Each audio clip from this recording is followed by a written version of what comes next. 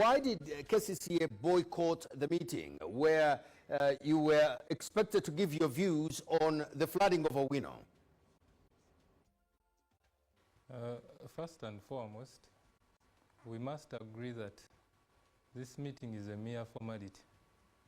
There is no decision that is really going to come out of that meeting that would impact positively on whatever is going on.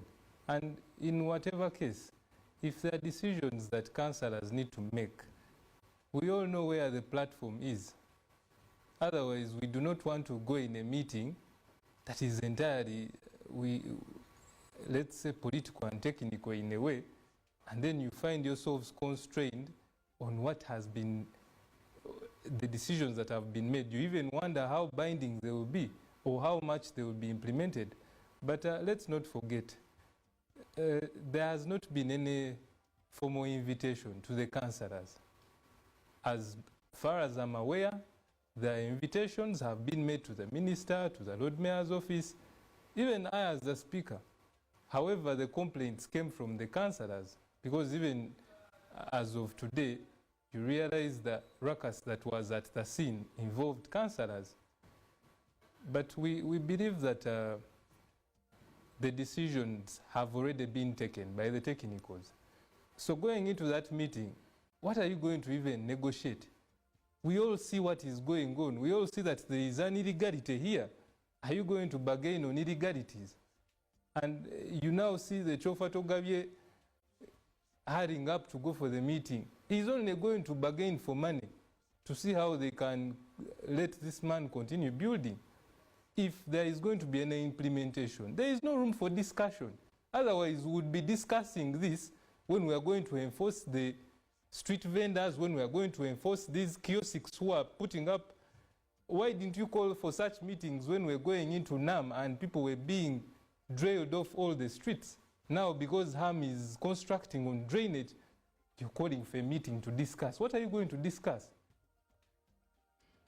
Mr. Masaba, just walk us through the story behind this controversial said construction that leads or led to city flooding.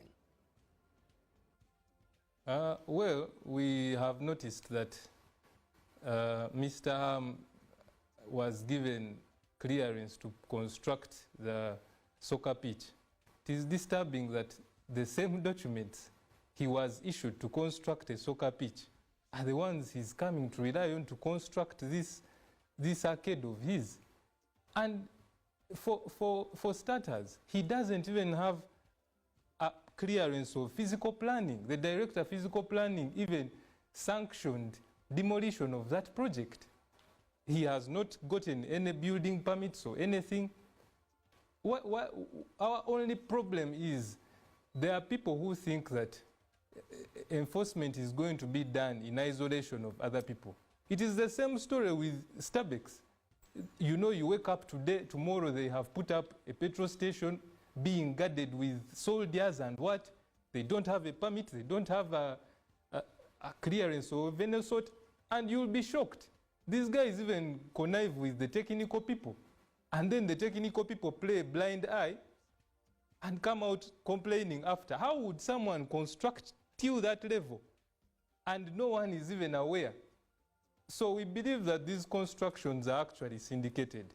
He knows he's doing the wrong thing, but play it. Find some people who will back him up, and maybe knowing that he has connections politically, he will do whatever he wants.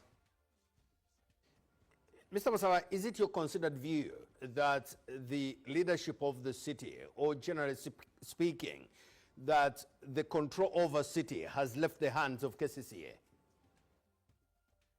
We also would want to differentiate. KCC is still undertaking the leadership. However, the decision-making may be coming from somewhere else. That is also possible. As councillors, we have seen this in council. You sit down, take a decision on this, the following morning, you see Mr. Chofa Togabye also sitting in his bedroom and deciding whatever he wants. But at the end of the day, we also know that we still have some mandate left to us as the council. Otherwise, we would have to just leave City Hall and go back to our homes. So we can't say entirely the leadership of KCCA has failed. in its administration. As for us, we are trying to do our part. However, some individuals have failed to work on their part. But it is important to also note, it is true. These are some of the causes that affected the previous ED. You know, she would be there making a decision. In 1 minute, she gets a phone call from Salim Saleh telling her, do this, I don't want this. After 5 minutes, Janet calls, you do this. Then after 15 minutes, Mr. Lukwago also calls and says, do this. So the city itself is in more of a turmoil in terms of decision making. Mr. Masaba for speaking to us. Is the Deputy Speaker for